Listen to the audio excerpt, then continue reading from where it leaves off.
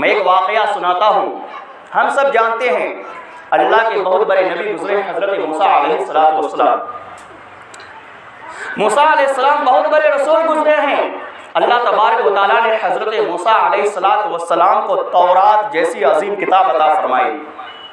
تورات جیسی عظیم الشان کتاب عطا فرمائی. ہم سب جانتے ہیں کہ اللہ نے 4 بڑی کتابوں کو نازل فرمایا اور بہت سارے چھوٹی کتابوں کو بھی نازل فرمایا. بڑی کتابوں کو بڑی کتاب بولتے ہیں اور جو چھوٹی کتابیں نازل ہوئی اس کو صحیفہ بولتے ہیں، جن کی تعداد بعض علماء 140 اور بعض اس سے زیادہ کا بھی ذکر فرماتے ہیں. بعض نے 127 بھی لکھا ہے. لیکن جو بڑی کتابیں ہیں وہ کل 4 ہی نازل ہوئی ہیں. ان میں سے ایک کتاب حضرت موسیٰ علیہ السلام کو دیا گیا جس کتاب کا نام توریت ہے. ذرا سا غور کریں، حضرت موسیٰ علیہ السلام ایک مرتبہ کہیں کا سفر کر رہے تھے. جب حضرت موسیٰ علیہ السلام نے اپنے گھر سے سفر کا آغاز کیا، کافی دور چلے گئے، گاؤں سے کافی دور چلے گئے، ایک بیاباں جنگل میں پہنچ گئے. کافی بڑی جنگل تھی جس جنگل میں انسان کو ڈر اور خوف ہونے لگا. حضرت موسیٰ علیہ السلام اس جنگل سے جب گزرتے ہیں، حضرت موسیٰ علیہ السلام کی کان میں ہلکی سی کلمہ طیبہ لا الہ الا اللہ کی آواز سنائی دیتی.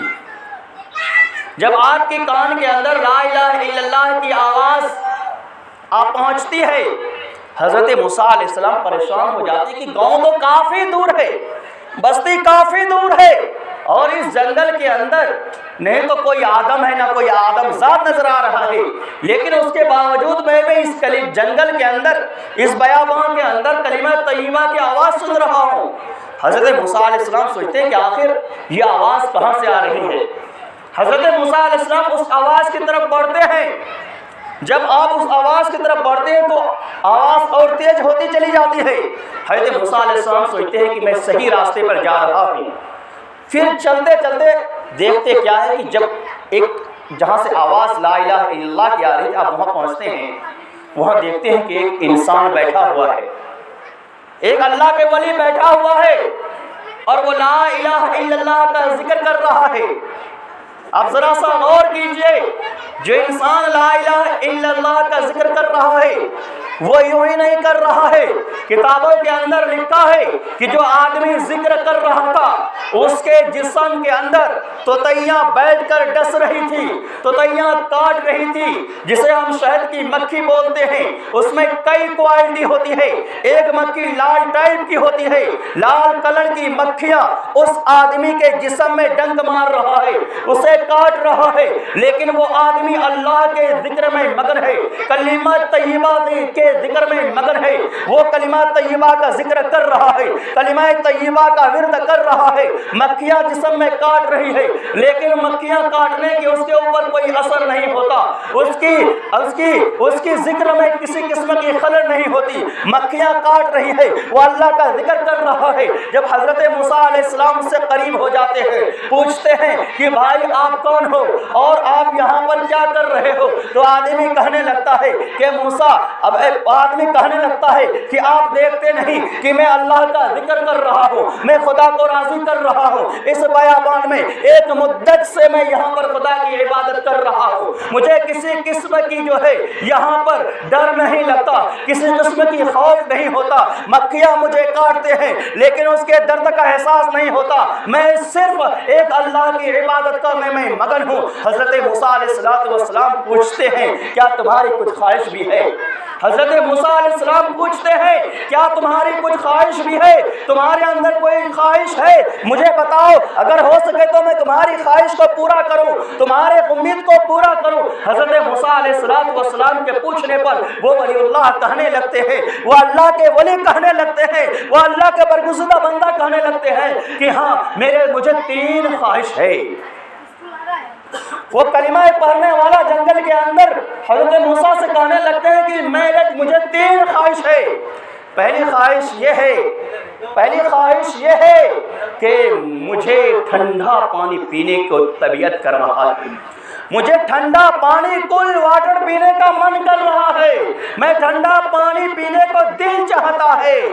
اور پھر دوسری چیز انہوں نے دوسری چیز کہا کہ میں نے علماء سے سنا ہے کہ ایک نبی پیدا ہونے والے ہیں جن کا نام موسیٰ ہوگا، میں اسے دیکھنا چاہتا ہوں، میں اسے ملنا چاہتا ہوں۔ اور تیسری چیز یہ ہے کہ اگر وہ نبی آئے گی تو میں اس کے اوپر ایمان لاؤں گا۔ یہ 3 چیزیں ہیں۔ حضرت موسیٰ علیہ السلام کہتے ہیں کہ تمہاری تو 2 مرادیں پوری ہو جائیں گی اور تیسری مراد میں پوری کر رہا ہوں۔ کہا کہ کیا؟ کہا کہ جس موسیٰ کے بارے میں تم نے سنا تھا وہ موسیٰ میں ہی ہوں، وہ نبی میں ہی ہوں، تم ٹھہرو، میں جا کر کے تمہارے واسطے کول واٹر لے کر کے آتا ہوں، ٹھنڈا پانی لے کر کے آتا ہوں۔ کتابوں کے اندر لکھا ہے کہ ادھر حضرت موسیٰ علیہ السلام گاؤں کی طرف بڑھتے ہیں تاکہ ٹھنڈا پانی لے کر کے آئے، ٹھنڈا پانی لا کر کے اس ولی کو پلائے، اس اللہ والے کو بلائے۔ ادھر موسیٰ علیہ السلام گاؤں کی طرف جاتے ہیں، پانی لے کر کے آتے ہیں۔ جب اس آدمی تک پہنچتے ہیں اور وہاں پر عجیب و غریب معاملہ پیش آ جاتا ہے۔ کتابوں کے اندر لکھا ہے کہ جب موسیٰ علیہ السلام وہاں پر پہنچتے ہیں، وہ آدمی وہاں پر نہیں رہتا بلکہ صرف اس کی چند ہڈیاں رہ جاتی ہے۔ اللہ تبارک و تعالیٰ نے جانوروں کو حکم دے دیا کہ اسے چیر پھاڑ کے کھا لو، اسے چیر پھاڑ کر کھا لو، چٹ کر جاؤ۔ جب موسیٰ علیہ السلام آتے ہیں، جب دیکھتے ہیں، ہکا بکا ہو جاتے ہیں، پریشان ہو جاتے ہیں، اللہ تبارک و تعالیٰ سے رجوع ہوتے ہیں، اللہ سے سوال کرتے ہیں کہ اللہ جب تو اپنے دوست کے ساتھ ایسا معاملہ کر سکتا ہے تو تم اپنے دشمنوں کے ساتھ کیا معاملہ کرے گا؟